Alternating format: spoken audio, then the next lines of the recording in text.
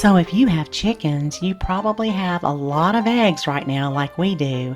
From our 3 laying hens, we're getting about 2 to 3 eggs a day. So I have been looking for some egg recipes and I thought I would share this with you. You can adapt this to what you have in your garden and in your refrigerator.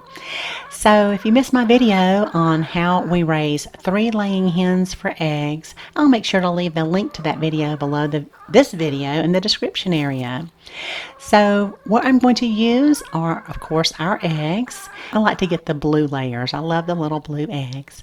And then from the garden, right now we don't have a whole lot, but my chives are popping up and my parsley, so I'm grabbing a little bit of that right now.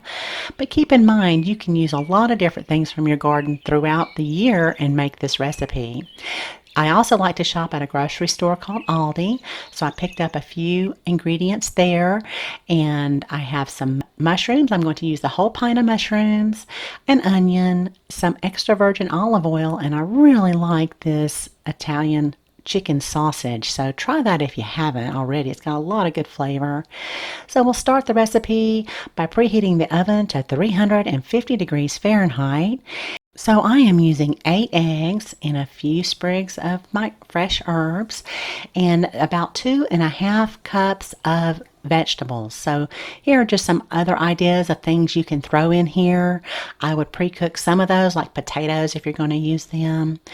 Now also I'm just looking in my refrigerator to see what kind of cheese I have. I'm using sharp cheddar and Colby Jack, along with 2 cloves of minced garlic, about a half a cup of milk, half a cup of cottage cheese, and some salt and pepper. So we'll get started by cooking the mushrooms and the onions just a little bit, about 5 to 8 minutes, just to get them soft.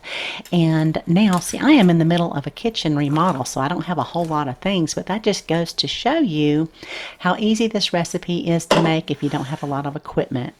I normally would blend all of these ingredients: the milk, the eggs, the cheese, the shredded cheese and the cottage cheese, the salt and pepper, and the garlic.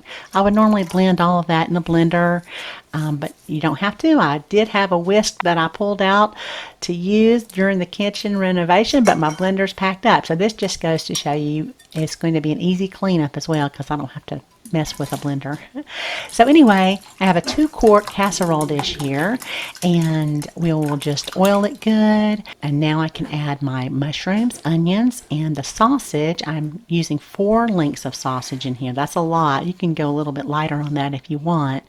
But the sausage is already cooked, so you don't have to worry about that. Just throw everything in here. And now we can pour on the egg mixture.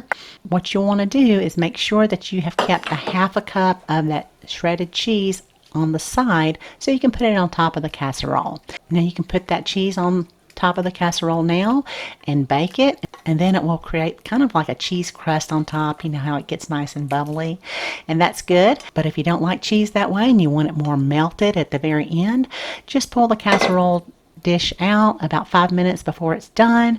Put that cheese on top and let it melt. Okay, so I'm going to add it now so I get that little cheesy crust on top, and into the oven it goes. We'll cook it for about 35 to 40 minutes. Every oven is different, but I will show you what to look for so you'll know that it's done. You don't want it to get overcooked and dry. Okay, so in the oven, when that center starts to puff up, you should be good then.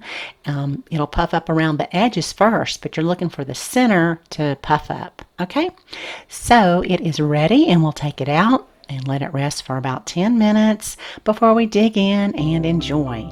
So I'm making this about once a week now. I hope that you can give it a try soon. Thank you so much for watching, and y'all have a beautiful day.